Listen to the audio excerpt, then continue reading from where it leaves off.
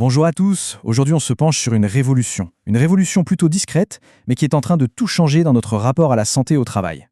On a tous connu ça, n'est-ce pas? Cette petite douleur dans le dos ou dans la nuque, après une grosse journée de boulot, on se dit bon, c'est juste un coup de fatigue, demain ça ira mieux. Mais si, en fait, cette douleur, ce n'était que la pointe de l'iceberg, le premier symptôme d'un mal beaucoup plus profond qui est en train de fragiliser notre monde du travail. C'est de cette histoire qu'on va parler aujourd'hui. L'histoire de comment la technologie est en train de donner de nouveaux outils aux kinésithérapeutes. Ils ne sont plus seulement là pour soigner une douleur qui est installée, mais bien pour la prévenir et finalement pour préserver des carrières. Allez, on plonge au cœur du sujet. Ok, pour bien comprendre l'enjeu, il faut d'abord poser le décor. Et attention, quand on parle d'épidémie, les chiffres qui se cachent derrière, ils donnent un peu le vertige. Regardez bien ce chiffre, 88%.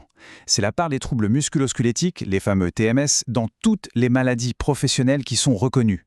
On ne parle pas d'un petit bobo là, on parle du problème numéro 1, le risque principal pour la santé au travail aujourd'hui. C'est absolument colossal. Et le pire, c'est qu'aucun secteur n'y échappe vraiment. Ça monte à 94% dans le domaine de la santé et du social, où les soignants sont évidemment en première ligne. Mais que ce soit dans l'agroalimentaire, le BTP, la logistique, partout il y a des gestes qui se répètent, des charges lourdes à porter, on fait face à un véritable enjeu de santé publique. Et évidemment, qui dit enjeu de santé publique dit aussi impact économique. Et là encore, les chiffres sont impressionnants. Un seul cas de TMS, en coût direct, c'est plus de 21 000 €. Mais ça, ce n'est que le début. Le vrai coût, c'est le coût indirect. La désorganisation, la perte de productivité, la nécessité de remplacer la personne. Et là, on peut multiplier la facture par 2, voire par 7. Du coup, on comprend tout de suite que la prévention, ce n'est plus une dépense, c'est un investissement stratégique et même vital. Bon, face à un constat pareil, on se doute bien que la solution, ce n'est plus de se contenter de réparer les gens une fois qu'ils sont abîmés. Il faut changer complètement de logiciel. Classiquement, la prévention s'organise en 3 étapes. La première, la prévention primaire. C'est la meilleure. On supprime le risque à la source. C'est l'idéal. Tout à l'autre bout, on a la prévention tertiaire. Là, le mal est fait et on essaie juste de limiter les dégâts. Mais la vraie révolution, elle se joue au milieu, dans la prévention secondaire. L'idée, c'est d'agir dès les tout premiers signaux d'alerte, pour éviter que la simple douleur ne se transforme en un problème chronique et invalidant. Et ça, c'est un vrai basculement philosophique. On n'attend plus que le voyant rouge s'allume sur le tableau de bord. Non, on devient proactif. On gère le capital santé de chaque salarié pour s'assurer en permanence que ses capacités physiques sont bien en adéquation avec ce que son poste de travail exige. Et pour faire ça, pour opérer ce changement, il manquait un outil. Cet outil, c'est la technologie. C'est elle qui va permettre de passer d'une évaluation un peu au feeling à une véritable science.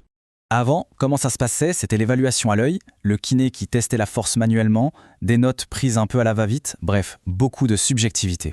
Aujourd'hui, on change complètement de monde. Grâce à des capteurs connectés, tout devient mesurable, chiffré, objectif. La force, les angles de mouvement, la fatigue musculaire, on quantifie tout. Et ce qui est quantifié est incontestable et reproductible.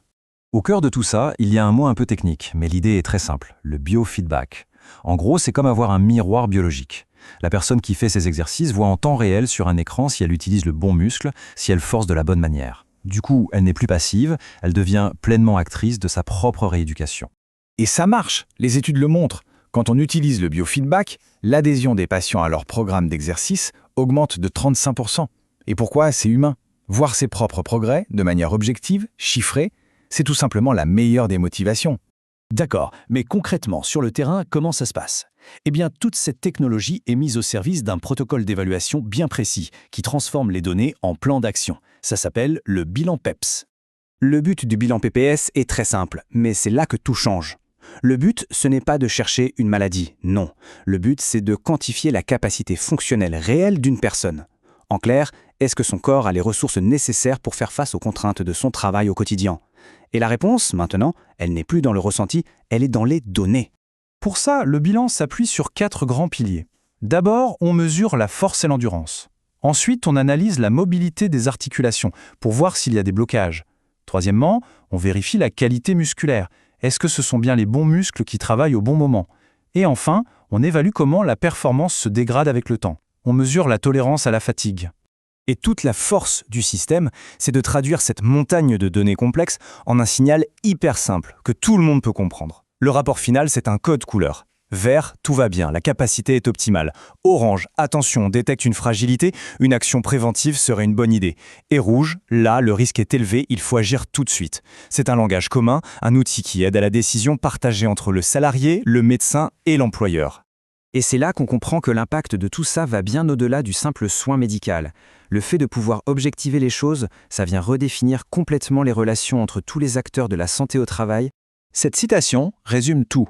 Le kiné devient un producteur d'expertise. Son évaluation n'est plus juste une opinion de spécialiste, non, c'est un fait, documenté, chiffré. Et ce fait devient une base solide et neutre pour que tout le monde puisse discuter et prendre les bonnes décisions ensemble. Pour le salarié, c'est une sécurité immense. Fini le parcours du combattant pour essayer de prouver que sa douleur est bien liée à son travail. C'est une chose de dire « j'ai mal », c'en est une autre de présenter un rapport qui montre une perte de force mesurée à 40%. Cet argument-là est indiscutable. Ces données objectives deviennent un levier ultra puissant pour faire reconnaître ses droits et obtenir des aménagements de poste beaucoup plus vite. Au final, c'est un système où tout le monde est gagnant. Le salarié est mieux protégé et ses problèmes sont reconnus. L'employeur peut mettre en place des aménagements justifiés par des données concrètes, ce qui lui permet de garder ses employés en bonne santé et d'éviter des arrêts coûteux. Et le médecin peut prendre des décisions qui s'appuient sur des preuves. C'est une véritable chaîne de confiance qui se crée, avec la donnée objective comme maillon central. Le résultat de tout ça, c'est un système plus juste, plus transparent et plus efficace. On sort de la logique de la suspicion pour entrer dans une vraie collaboration avec un but commun, permettre aux gens de rester en bonne santé et de conserver leur emploi. Et ça nous laisse avec une question de fond pour l'avenir. À l'heure où l'on nous dit qu'il va falloir travailler plus longtemps, la vraie clé n'est peut-être pas de travailler plus dur, c'est peut-être simplement de travailler plus intelligemment. Et si travailler intelligemment, ça voulait dire être guidé par la science et les données pour enfin adapter le travail à l'humain et non plus l'inverse. Voilà une piste de réflexion qui pourrait bien changer beaucoup de choses.